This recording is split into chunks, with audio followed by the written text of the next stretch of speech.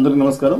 మీ సంబంధించిన పండుగ హనుమంతు రామసంపల్లి గ్రామ అభ్యర్థిగా కాంగ్రెస్ పార్టీ అభ్యర్థిగా ఆయన సర్పంచ్గా పోటీ చేస్తున్నాను. కాబట్టి అన్నగారు మనకు చెప్పడం రావడం జరిగింది, సమాచారం ఇవ్వడం జరిగింది.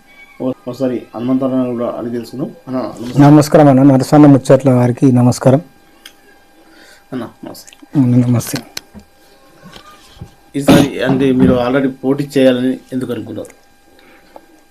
ఎందుకు అనుకున్నంటే గత 20-25 సంవత్సరాలే కాంగ్రెస్ పార్టీకి సేవ చేసుకుంటూ గత 25 ఏళ్ళ నుండి అవకాశం రాలేదు. ఈరోజు మా ఆరోగ్య శాఖ మంత్రి వర్యుల ఆధ్వర్యంలో నాకు ఈరోజు కాంగ్రెస్ పార్టీ ఆధ్వర్యంలో మరియు మా గ్రామ ప్రజల ఆధ్వర్యంలో అక్కలు అన్నలు చెల్లెళ్ళ ఆధ్వర్యంలో నాకు మంచి అవకాశం ఇస్తారని చెప్పి నా గ్రామ ప్రజలను మరి ఆరోగ్య శాఖ మంత్రి గారికి నా హృదయపూర్వక నమస్కారాలు తెలియజేస్తున్నా. ఓకేనా? ఇదే ముఖ్యంగా సర్పంచ్ ఎలక్షన్ అంటే విలేజ్ సంబంధించిన విషయం.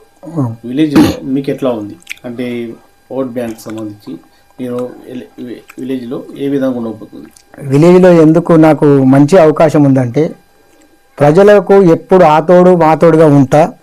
వాళ్ళందరికీ కూడా ఏమో కోరుకున్నారంటే పార్టీలు ఉన్నా పోతే వస్తుంటాయి, కానీ మాకు ప్రజల తోడుగా ఉంటాడు కాబట్టి నువ్వే ఉండాలని ఆశపడుతున్నా. కాబట్టి నాకు కూడా అవకాశం ఉందని చెప్పి నేను ఉండాలని అనుకున్నా. అంటే మరి విలేజ్లో ఉన్న ఆడపడుచులు కావచ్చు, పురుషులు కావచ్చు, మరి మహిళలు మరి యూత్ వీళ్ళందరూ ఉంటారు కదా? అందరూ ఉంటారు. నా ఎంబడి యువకులు ఉన్నారు, యూత్ ఉన్నది, అక్కలు చెల్లెలు మహిళలు అందరికీ ఉన్న రాత్రి పగలు ఏ సమస్యలు వచ్చినా వాళ్ళందరికీ ప్రజలతో ఉండి వాళ్ళ సమస్యలను పరిష్కరిస్తున్నా. కాబట్టి అందరికి కూడా నాకు ఆశాభావాలు ఉన్నాయని చెప్పి నేను తెలియజేస్తున్నా. ఇంకోటి ఓట్ బ్యాంక్ ఎంత అనుకుంటున్నారు మరి? అంటే వాస్తవానికి మహిళలు కీలకంగా, మహిళలు మరియు యువత మహిళలు ఇప్పుడు చూసుకున్న జనరేషన్లు అయితే ప్రభుత్వాలు కూడా మహిళలకు గ్రూపులు కావచ్చు ఏవైనా అంటే జనరల్గా మహిళలకు ప్రిఫరెన్స్ ఎక్కువ ఇస్తారు. కాబట్టి మహిళల vote bank, youth vote bank ఏ విధంగా ఉండబోతుంది మీకు? మాకు యూత్ బ్యాంకు బాగానే ఉన్నది. మహిళలది కూడా మాకు 750-800 ఓట్లు మహిళలకు ఉన్నాయి. కాబట్టి వాళ్ళు కూడా మాకు ఉంటారని మాట. ఇప్పుడు మన ఇందిరమ్మ చీరలు మన పంపిణీ చేయడం జరిగింది. అందులో ఆధ్వర్యంలో కూడా కార్యక్రమంలో మా మహిళలు అక్క చెల్లెలు అందరు కలిసి మీకు ఆతోడు నేను ఉంటాం, నీ వెనుక ఉంటామని చెప్పి భరోసా ఇవ్వడం కూడా జరిగింది. నాకు నా మహిళలు అక్క చెల్లెలు అందరు కూడా ఉంటామని చెప్పడం జరిగింది. అంటే మీరు వాస్తవానికి ప్రభుత్వం అంటే కాంగ్రెస్ ప్రభుత్వం రూలింగ్ ఉంది కాబట్టి కాంగ్రెస్ పార్టీ మీద అభిమానం ఈ గ్రామంలో ఎంతమందికి ఉంటుంది? చాలా మందికి ఉన్నది. ఎందుకంటే ఇంతకు ముందు టీఆర్ఎస్ పాలన ఉన్నప్పుడు అభివృద్ధి కార్యక్రమాలు ఏమి జరగలేవు. ఈరోజు మన ఆరోగ్య శాఖ మంత్రి వచ్చినాక 1,50,00,000 వరకు ఇచ్చినాడు. ఎందుకు? సీసీ రోడ్లకు, మళ్ళా బీటీ రోడ్లకు, మెటల్ రోడ్కు మా గ్రామం నుండి కొత్తపల్లి తాండ వరకు ఆమ్లెట్ విలేజ్ ఉన్నది, అక్కడి వరకు 1,40,50,00,000 వరకు ఇచ్చిండు. దాన్ని చూసి ఏ సమస్యలైనా పరిష్కరిస్తారని చెప్పి ప్రభుత్వం ఉన్నది, ప్రభుత్వం ఉన్నోడు ఉంటేనే మన గ్రామం అభివృద్ధి జరుగుతుందని నా గ్రామ ప్రజలందరూ కోరుకుంటున్నారు.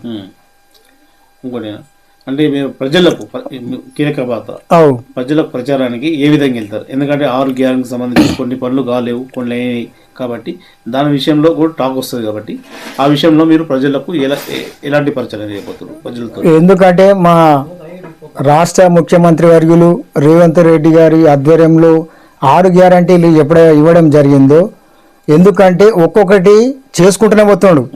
మహిళలకు ఒకటి ఉచిత బస్సు ప్రయాణం అని చెప్పిండు, బస్సులు స్టార్ట్ చేయడం జరిగింది. 500కి గ్యాస్ అని చెప్పి చెప్పిండు, అది కూడా ఇవ్వడం జరుగుతున్నది. మరియు మన వడ్డీ లేని రుణాలు అది కూడా ఇవ్వడం జరిగింది. మనకు అగ్రికల్చర్కి సంబంధించింది రుణమాఫీ 2 లక్షల వరకు రుణమాఫీ ఇస్తామని చెప్పారు. రుణమాఫీ కూడా ఇవ్వడం జరిగింది. ఆడాడ కొంతమందికి రాలేకపోవచ్చు, కానీ అవి కూడా సమకూర్చి మనకు చేస్తామని చెప్పి అనుకున్నారు. ఇక అందులో చేయలేని పరిస్థితి ఆగిపోయింది. మరి కూడా అవి కూడా రైతులకు కూడా ఎప్పుడైనా కోరిక నెరవేరుస్తారని చెప్పి సీఎం గారిని మేము అనుకుంటున్నాం. అంటే మీ ప్రచారంలో మీరు ఎంతమంది అంటే ఇప్పుడు కార్యకర్తలు ఉంటారు, అభిమానులు ఉంటారు, గ్రామ పెద్దలు ఉంటారు, అలాంటి వాళ్ళను ప్రచారంలో పాల్గొనమని చెప్తారా? పాల్గొనడం జరుగుతుంది, పాల్గొనమని చెప్తా కూడా. ఎందుకంటే అందరు కూడా ప్రచారం చేయడం జరుగుతుంది. ఎందుకంటే చేసిన అభివృద్ధి ఉన్నది. ఇంతకు ముందు మా విద్యాశాఖ మంత్రి ఉన్నప్పుడు దామోదర్ గారు, ఆంధ్రప్రదేశ్ మన తెలంగాణ ఉన్నప్పుడు మన అందూరు నియోజకవర్గానికి అభివృద్ధి చేయడం జరిగింది. ఎందుకంటే డిగ్రీ కళాశాల, పీజీ కళాశాల, అగ్రికల్చర్ కళాశాల, సింగూరు, మళ్ళీ జైంటు 102 రోజులు వైఎస్ రాజశేఖర రెడ్డి ఉన్నప్పుడు నిరాహార దీక్ష చేయడం జరిగింది. అవే నీళ్ళు ఇప్పుడు మన అందూరు నియోజకవర్గానికి అభివృద్ధి చేయడం జరిగింది. కాబట్టి ఆ ప్రభుత్వం ఉంటే పనులు చేయడం జరుగుతుంది. కాబట్టి అందుకోసమని జనాలు కోరుకోవడం జరిగింది. అప్పులు చేసింది ఇంతకు ముందు ఉన్న కాంగ్రెస్ ప్రభుత్వం ఎప్పుడైతే ఉన్నదో అప్పుడు ధనికులు అంటే మన రాష్ట్రంలో నిలువు బడ్జెట్ ఉంచింది. ఈ తెలంగాణ ప్రభుత్వం వచ్చి కేసీఆర్ అయితే ఎప్పుడు వచ్చిండో అప్పులు తెలంగాణ చేసిండు. కాబట్టి కొన్ని రేవంత్ రెడ్డి గారు మాట ఇచ్చిండు, హామీలు అయితే ఇచ్చిండు, 6 గ్యారంటీలు అయితే ఇచ్చిండు. 6 గ్యారంటీలు కూడా నెరవేరుస్తారు. ఎందుకంటే లోటుబాటు జరుగుతున్నది, డబ్బులు లేకుండా అయిపోయింది. కాబట్టి ఒకటి ఖచ్చితంగా నెరవేరుస్తాడు. మన రేవంత్ రెడ్డి గారి నాయకత్వంలో రేవంత్ రెడ్డి గారు ఇచ్చిన మాట ఖచ్చితంగా కాంగ్రెస్ పార్టీ నిలబెట్టుకుంటది. ఈ విషయమే ప్రజలకు తీసుకెళ్తారా? అవును, ప్రజలకు తీసుకుపోతాం. ఎందుకంటే ప్రజలు ఇప్పుడు ఉదాహరణ మీరు వెళ్ళినారు, 6 గ్యారెంటీకి సంబంధించిన కొన్ని పథకాలు కాలేవు కాబట్టి మరి వారికి సమాధానం ఎలా చెప్పబోతుంది? సమాధానం చెప్తాము. నీ ఇంటికి ఏమొచ్చింది, నాకు పెన్షన్ రాలేదు. పెన్షన్ రాలంటే ఇంతకుముందు ఉన్న ప్రభుత్వము చేయలేదు. మళ్ళా మా సార్ ఎప్పుడైతే మాట ఇచ్చిండో ఆ పెన్షన్ కూడా మీకు చేయడం జరుగుతుంది. ఈ ఎన్నికలు అయిపోయినాక రేపు వచ్చే ఎలక్షన్ కల్లా నీకు పెన్షన్ అయితే మాట ఇచ్చిండో పెన్షన్ ఖచ్చితంగా చేయడం జరుగుతుంది. పెన్షన్ ఇచ్చినాకనే జనాలకు పోయి మళ్ళీ ఎలక్షన్ లో పోతామని చెప్పి కూడా చెప్పడం జరుగుతున్నది.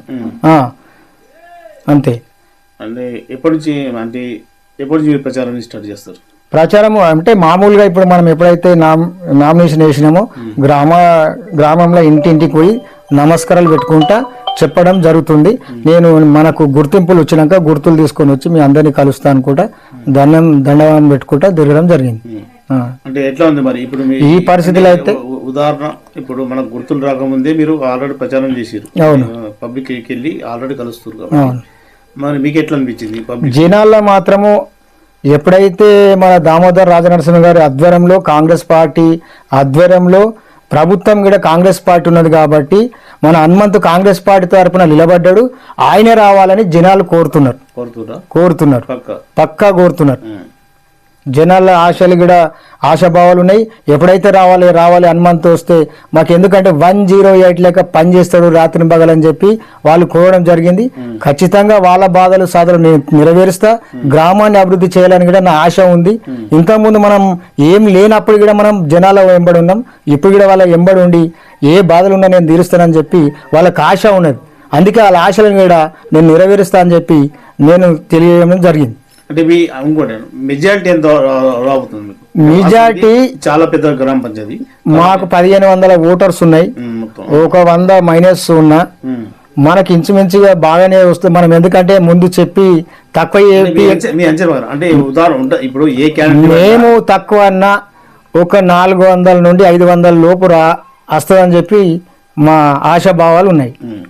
అవకాశం కల్పించింది ఎవరు? ఎందుకంటే మా ఆరోగ్య శాఖ మంత్రి దామోదర్ రాజనరసింహ గారు, ఆయన ఇంతకుముందు ఉమ్మడి రాష్ట్రానికి ఉప ముఖ్యమంత్రి ఉన్నప్పటి నుండి కష్టపడుతున్నాడు.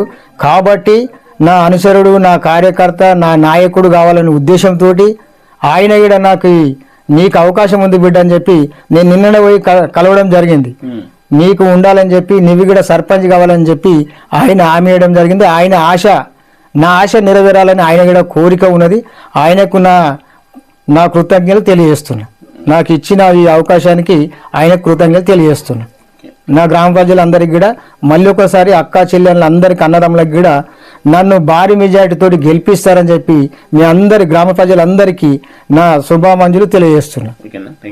మా గ్రామ పెద్దలు, మా నాయకులు కాంగ్రెస్ పార్టీ తరఫున పెద్దలు ఉన్నారు కాబట్టి వాళ్ళే ఆయన దామోదర్ గారు పెద్ద మనుషులకు చెప్పి మా హనుమంతు గారిని గెలిపించుకురమ్మని చెప్పి వాళ్ళకు హామీ ఇవ్వడం జరిగింది.